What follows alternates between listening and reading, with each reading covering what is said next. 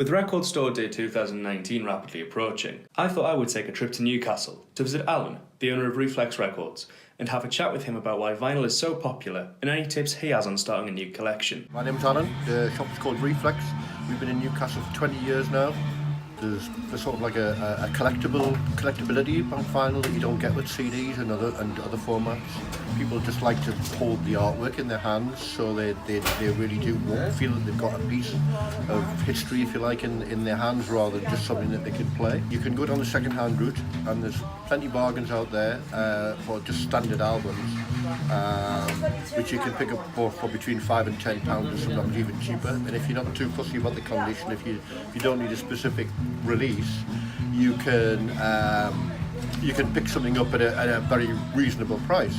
And there are also a lot of reissues of older albums that come out that we retail for in the £10 to £12 bracket. So you can get into it in that route.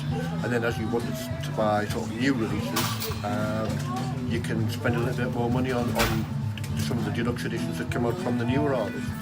One way to do it is to just go through the bargain bins and see if you can pick out a few things, because there are things in there that are quite nice. And there's loads of resource online as to 50 albums that you should own and stuff like that. So yeah, there are many different ways of approaching it. When I stopped my collection a long time ago, I used to buy singles, and I still do buy singles, to be quite honest. I just liked the idea of a 3-minute tune, and I still do buy a lot of singles. I have some albums, but not as many. It was just what you did in the 70s really to get into music, is you had to buy the product in order to listen to it. It's difficult. It depends on whether you up for the concept of an album, or whether you're more interested in the 3-minute pop single, and it's a very personal thing.